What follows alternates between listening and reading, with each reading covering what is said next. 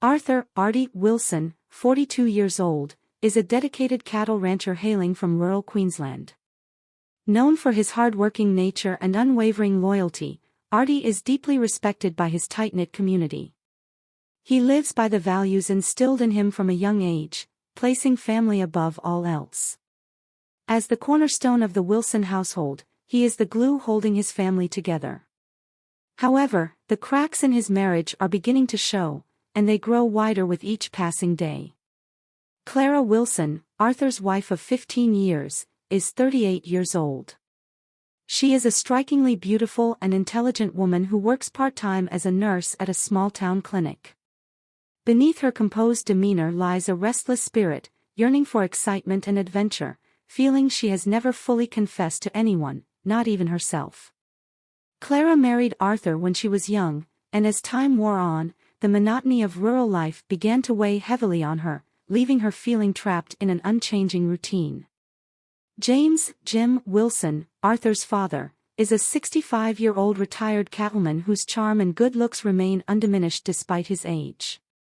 Jim's commanding presence, coupled with his magnetic charisma, has always allowed him to sway others to his will.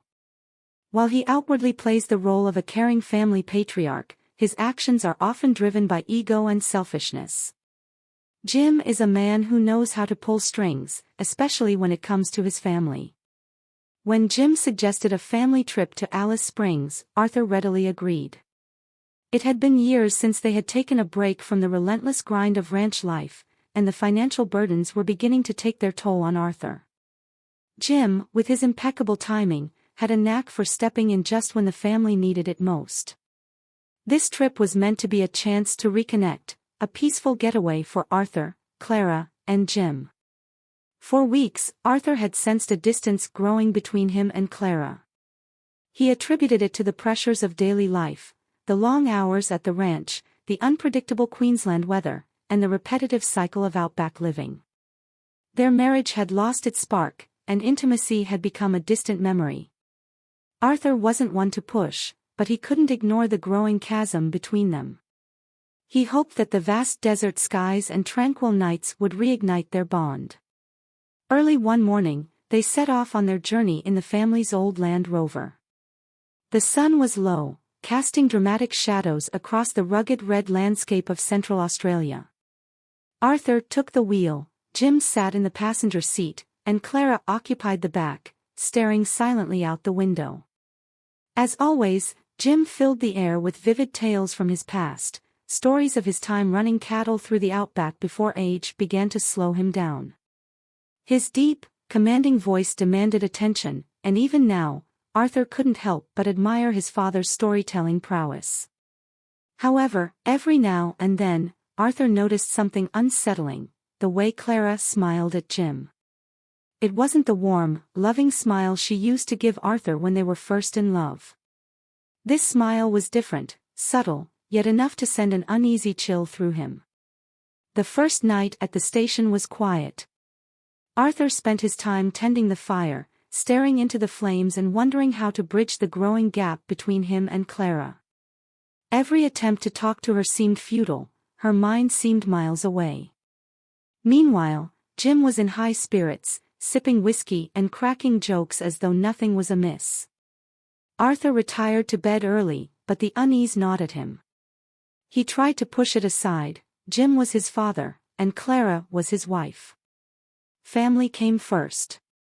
That was the Wilson way. Over the next few days, Arthur's apprehension only grew. He began noticing how Clara's gaze lingered on Jim for just a moment too long and how they shared private jokes that excluded him. He tried to dismiss these feelings, telling himself it was ridiculous to think Clara would betray him, especially with his own father. But the distance between them continued to grow. One afternoon, while hiking through the rugged terrain, Arthur lagged behind. His legs ached from the trek, and he paused to rest on a large rock. Jim, ever energetic despite his years, offered to walk ahead with Clara. Arthur waved them on, grateful for the brief respite. As he sat there, watching their silhouettes fade into the vast desert landscape, a gnawing unease took hold. There was something about the way they moved together, So close, so natural, that didn't sit right. That night, the tension reached a boiling point.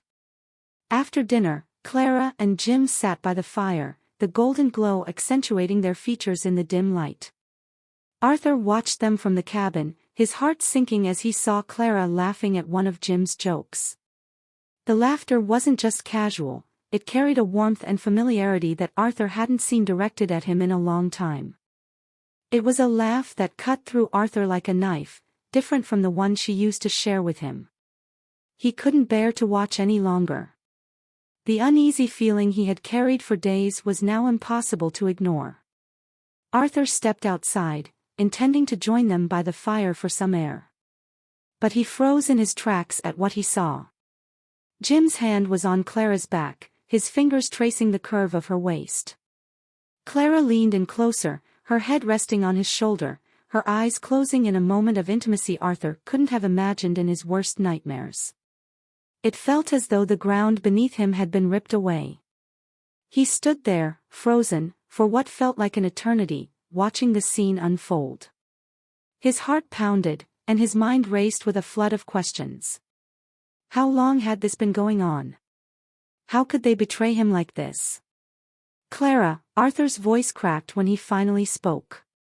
Startled, they both looked up. Clara quickly pulled away from Jim, her face flushed with guilt. Jim's usual confident grin had vanished, replaced by a look of shock. Arthur, I can explain, Clara began, her voice trembling, but the words faltered. Explain what? Arthur's voice rose, a mixture of disbelief and anger fueling his tone. Explain how my own wife and my father, he shook his head, bile rising in his throat. Jim, ever the smooth talker, stood slowly, raising his hands in a placating gesture. Artie, mate, it's not what you think. Not what I think. Arthur's blood boiled. Are you kidding me? His fists clenched tightly at his sides, his knuckles white. I trusted both of you. The silence that followed was suffocating, as unbearable as the betrayal hanging thickly in the air. Clara's eyes welled up with tears, wide with shock, while Jim, for once, had no clever words to offer. Arthur stormed away from the fire, his heart pounding and his chest heaving. He couldn't stay. He couldn't even look at them. The desert night was vast and dark, yet the stars above burned brightly as if mocking the darkness consuming his world. For hours, he wandered the outback, trying to comprehend what had happened. The two people he loved most had shattered his trust. By the time he returned to the cabin, the horizon was already beginning to brighten with dawn. Clara sat on the porch, her face streaked with tears. Jim was nowhere in sight. Arthur, please, let me explain, Clara said, her voice trembling. There's nothing to explain, Arthur replied coldly.